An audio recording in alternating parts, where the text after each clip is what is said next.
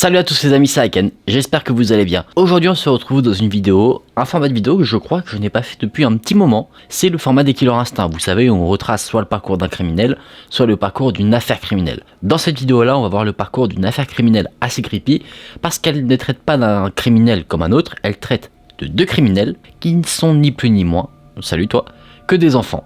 Là vous vous dites, mais t'es allé chercher ça loin. Effectivement, je voulais présenter une affaire criminelle, mais un truc assez creepy. Et quand j'ai vu celle-là, je me suis dit, ah ouais, on en est là, des enfants tueurs. Donc les amis, si la vidéo vous plaît, n'hésitez pas à liker la vidéo, n'hésitez également pas à vous abonner à la chaîne. Et nous on est parti pour voir l'affaire criminelle où la victime est James Bulger.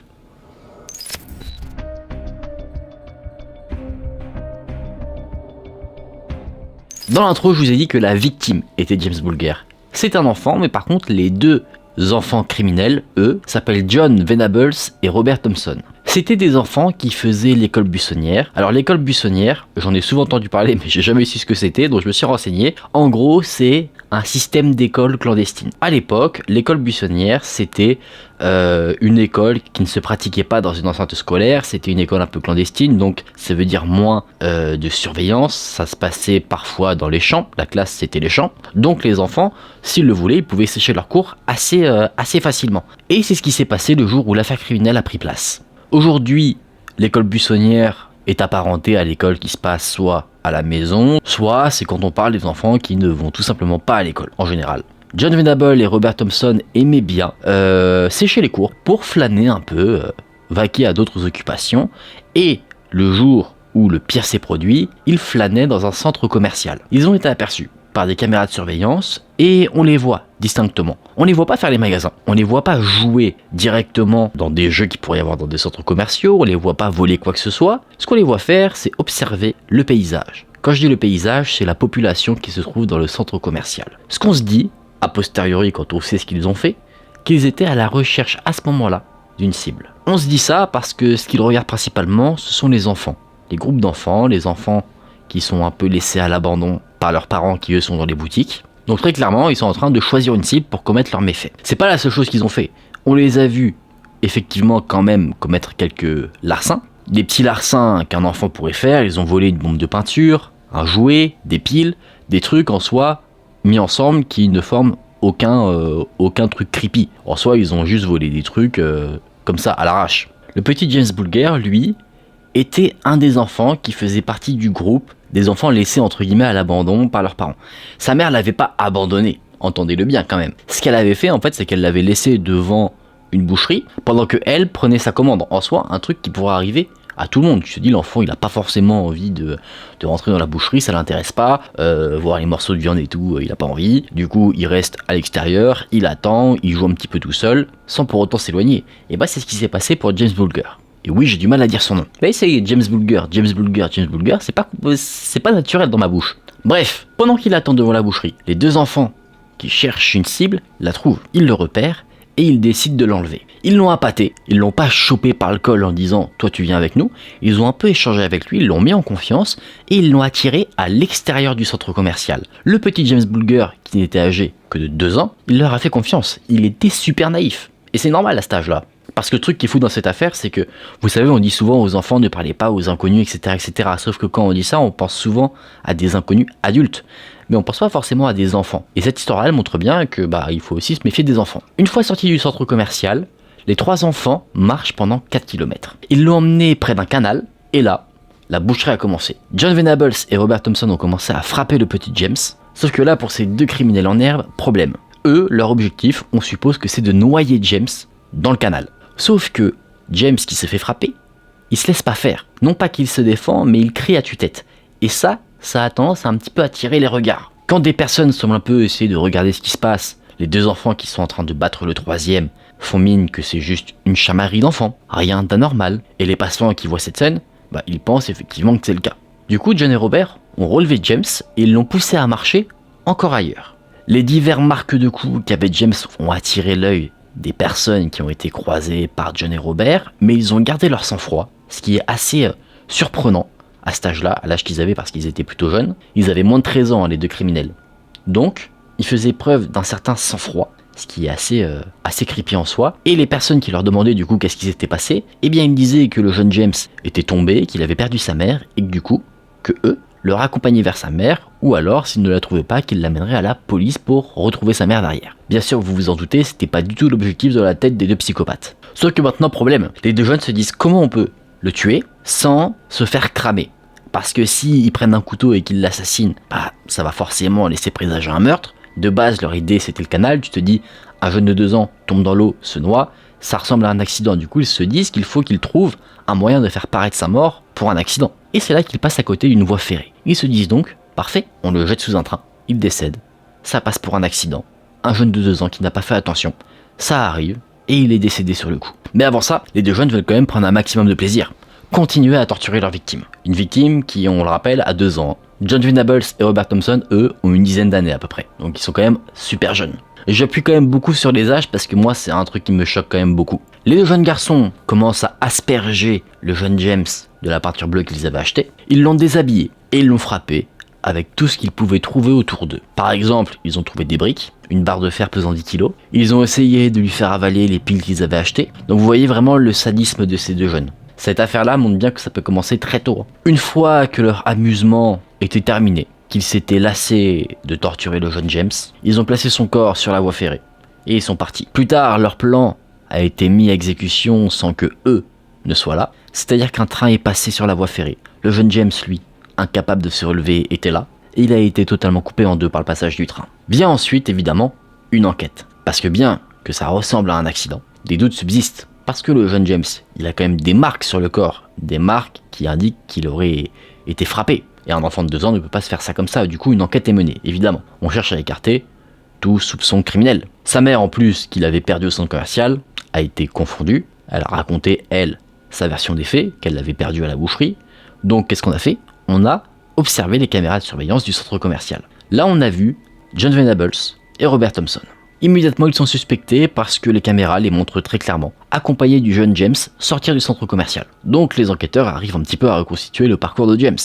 Au début, il attend vers la boucherie, et ensuite il est accompagné par les deux jeunes garçons en dehors du centre commercial. Donc a priori, eux savent peut-être ce qu'il est devenu de James. Les enquêteurs, eux, ont des doutes. Vous savez très bien ce qui s'est passé. Mais là, en fait, où il y a le plus gros doute, le truc qui pose le plus de problèmes aux enquêteurs, c'est que, et d'un côté, tu te dis c'est logique, c'est que eux, ils recherchent tous les jeunes âgés de moins de 18 ans aux alentours qui auraient pu commettre un tel crime, parce que pour eux, des enfants âgés de 10 ans à peine ne pourraient jamais faire ça. Ils ne savent pas que les coupables sont en fait devant eux. En tout cas, ils pensent ça jusqu'au moment où une femme appelle la police pour donner des informations sur le meurtre de James. Elle dit qu'elle a vu John Venables et Robert Thompson accompagner le petit James.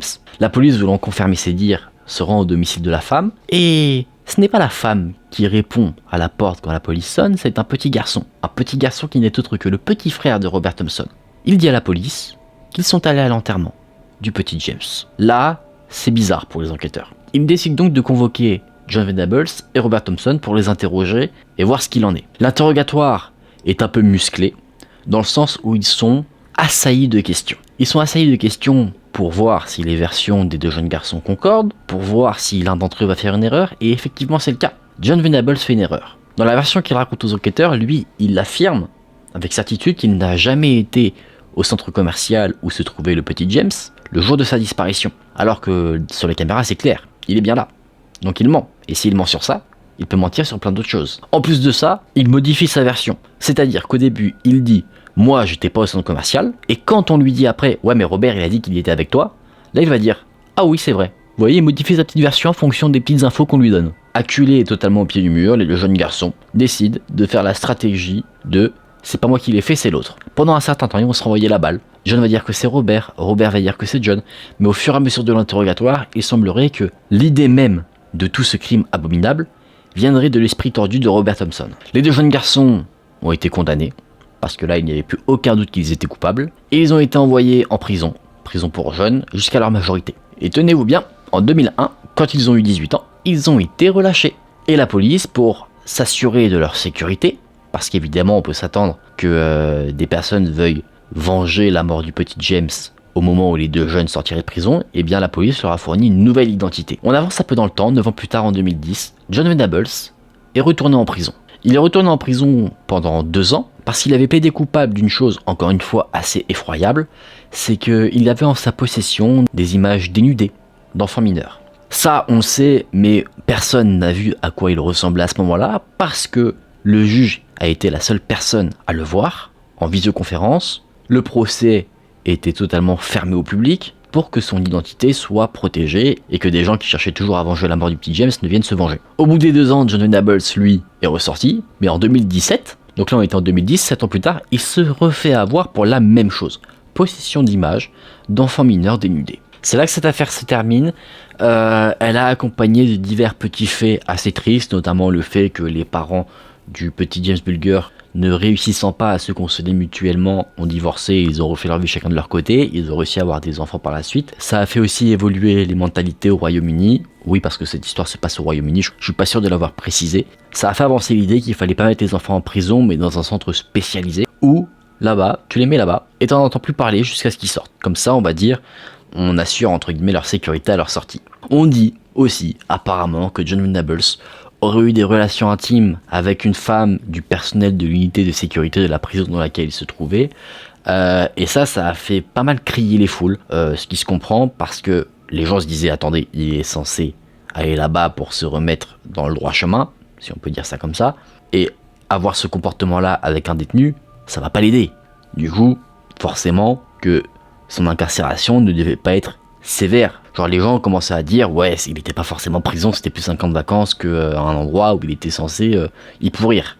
On dit, et ça a eu un impact, que ce serait le film Chucky 3 qui aurait inspiré l'idée du meurtre dans la tête des 2 jeunes garçons. C'est les médias qui ont établi ce soupçon, c'est pas quelque chose de véridique, hein, ça on n'en sait rien, et du coup au Royaume-Uni, pour éviter qu'un tel drame ne se reproduise, le film n'a pas été diffusé à la télévision pendant pas mal d'années.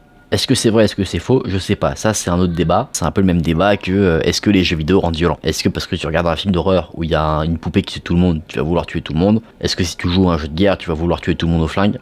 Ça c'est un débat, c'est un autre débat. En tout cas les amis, on en a fini pour cette histoire. Histoire vraie malheureusement. On va se remettre dans une ambiance plus chill pour débriefer de la vidéo. Alors, très creepy n'est-ce pas? Les faits réels comme ça sont déjà creepy. Mais en plus, à chaque fois, ça je le répète encore et encore, quand tu vois que ça met en cause des enfants, c'est très creepy, mais en plus, quand tu vois que ça met en cause des enfants dans les 2 parties, dans la partie victime et dans la partie criminelle, là c'est chaud.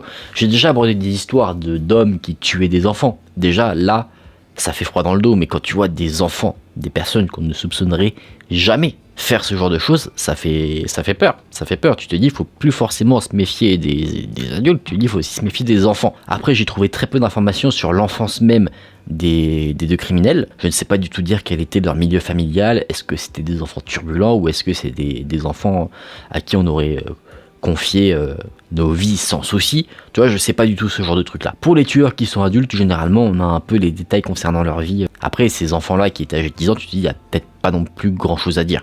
Ça se trouve ils n'avaient jamais commis de larcin de leur vie, c'était leur premier. Et voilà quoi. C'est très chaud comme histoire. Et le truc aussi qui est assez fou, c'est que des histoires un peu comme ça, t'en as plein en vrai. Hein. Tu vois, genre des histoires d'enfants, c'est...